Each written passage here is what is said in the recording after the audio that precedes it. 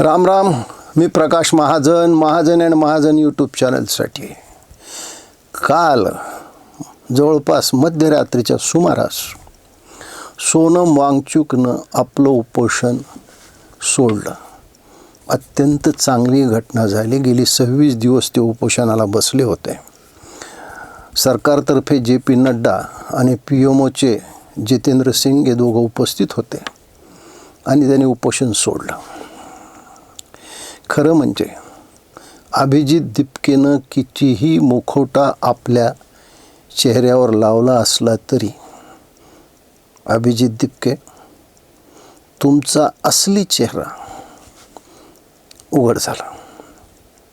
कारण तुम्ही परवानगी नसताना ज्यावेळेस संसदेवर मोर्चा काढायचं ठरवलं आणि मोर्चा काढला, त्यावेळेस तुम्हाला ज्यांनी कोचिंग केलं किंवा ज्या कोचिंग क्लासमध्ये तुम्ही शिकलात, त्या कोचिंग क्लासचे सगळे तुमचे शिक्षक तुम्हाला दिलेलं कोचिंग किती चांगल्या पद्धतीनं दिलं का नाही हे तपासण्यासाठी म्हणून तिथे उपस्थित होते. म्हणजे मनीष सिसोदिया, संजय सिंग, त्या आतिशी ज्या काय मुख्यमंत्री होत्या केजरीवाल नंतर.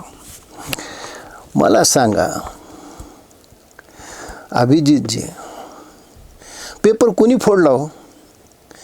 ज्या लोकांनी प्रश्नपत्रिका तयार केली म्हणजे पेपर सेट केला, त्या लोकांनी तो फोडला.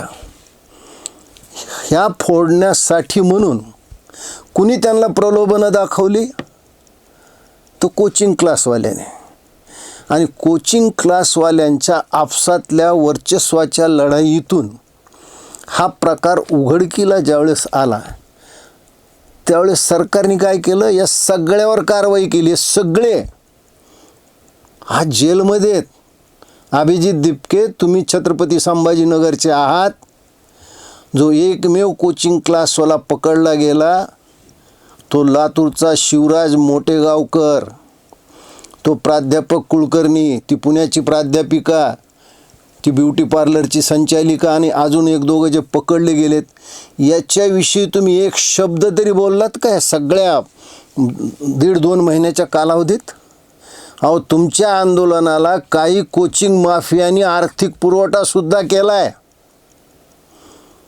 या आंदोलनामध्ये नीटची परीक्षा दिलेले किती विद्यार्थी होते?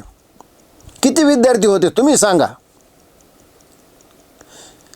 मला सांगा. ज्या दुर्दैवी पालकांच्या पाल्यांनी आत्महत्या केल्या, साधारण संख्या काहीतरी 20-21 आहे, यांच्यापैकी किती पालक तिथं होते?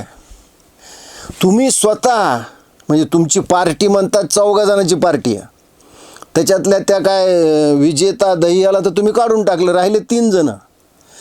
खोटे बोलण्यात तुम्ही मास्टरकी केली. बोस्टनला तुम्ही तेवढ्यासाठीच गेले होते. खोटं कसं बोलावं?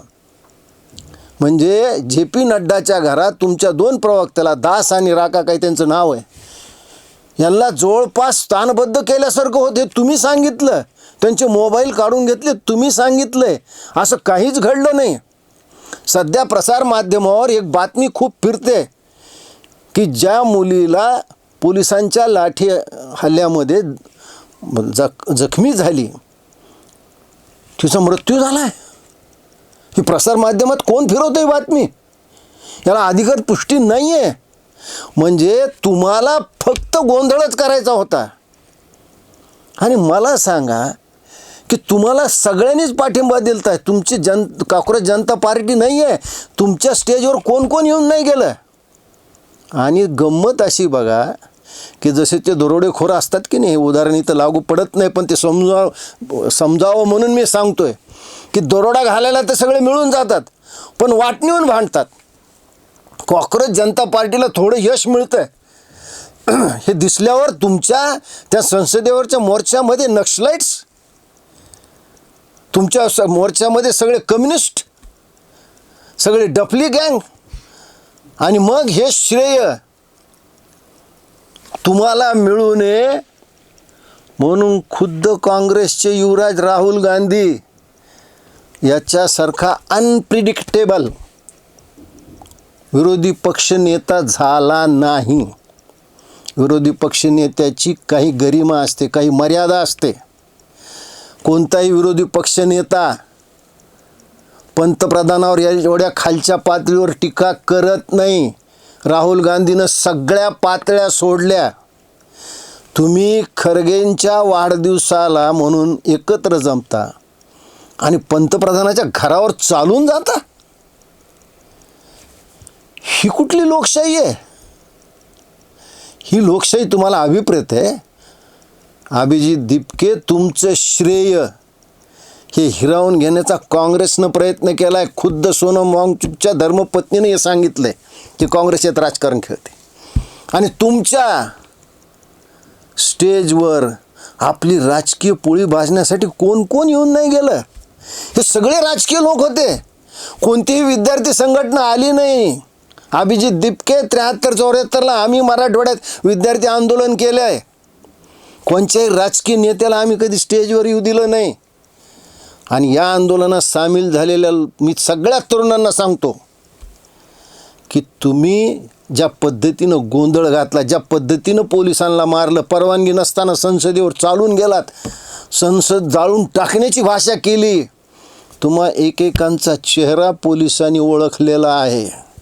आणि ज्यावेळेस तुमच्यावर केसेस होतील ना, त्यावेळेस अभिजित दिपकेला काहीच होणार नाही. कारण तो माकडासारखा स्टेज त्या गाडीवर चढून बसला. तो तुम्हाला लाठीचार्जमध्ये दगडफेकीत तो नव्हता. आणि त्याचे 2 प्रवक्ते हे JP नड्डाच्या घरी होते. केसेस तुमच्यावर होणार, तुमचे पासपोर्ट जप्त होणार, तुम्हाला पासपोर्ट मिळणार नाही, तुम्हाला नोकऱ्या मिळणार नाहीत. अभिजित दिपके, आम्ही आणीबाणीसारखा तो कठीण काळ पाहिला आहे. आज उद्धव ठाकरे म्हणतात ना की विद्यार्थ्यांवर लाठीचार्ज. अरे विसरलात काय तुम्ही जॉर्ज फर्नांडिसला कशा पद्धतीनं मारलं होतं? अरे तुम्ही आम्हाला घरातून रात्री बेरात्री ओढून काढलं रे. अंगावरच्या वस्त्रानिशी नेऊन नाशिक सेंट्रल जेलमध्ये टाकलं. आम्ही हेही भोगलेलं आहे. तुमच्यासारखं आंदोलनात आम्हाला 5 स्टारमधून जेवण येत नव्हतं. आज लोक खायला तिथे येत होते. एवढं तुम्हाला सगळं पुरवठा कुठून होत होता? कोण करत होतं? मला सांगा, कधी एखाद्या गरीब माणसाच्या अंगावर प्रेमाची शाल तरी घातली का शबाना आझमीनं? कधी त्या प्रकाश राजने एखाद्या गरीब मुलाची शैक्षणिक फीस भरली आहे का? हे तुमच्या आंदोलनात. तो नसरुद्दीन शाह आमच्या देशाच्या पंतप्रधानाविषयी बोलतो, त्यांना अदनानी म्हणतो. अरे नसरुद्दीन शाह, अबे साले, तू तो बेगम समरू की औलाद है. ही बेगम समरू कोण होती? इतिहास काढा. एका इंग्रजाची ठेवलेली बाई, ही मिरजची नंतर नवाब झाली. हिनं मराठ्याच्या विरुद्ध शस्त्र उचललेलं आहे आणि ही त्याची औलाद आहे नसरुद्दीन शाह. तू चांगली ॲक्टिंग करत असशील, चांगले संवाद बोलत असशील, ते संवाद कुणीतरी तुला लिहून दिलेले असेल.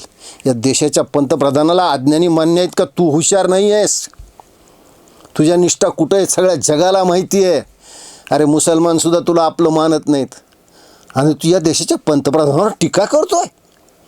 तुम्हा सगळ्यांना या कॉक्रोच जनता पार्टी निमित्त सरकारविरुद्ध एकत्र व्हायला, सरकारविरुद्ध कारस्थान रचायला संधी मिळाली.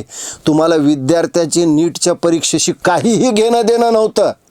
मग मला सांगा, नीटची ज्यावेळेस पुन्हा परीक्षा जूनमध्ये झाली आणि 16 जुलैला जो निकाल लागला, अरे ते पास झालेले विद्यार्थी बघा किती आनंदात आहेत.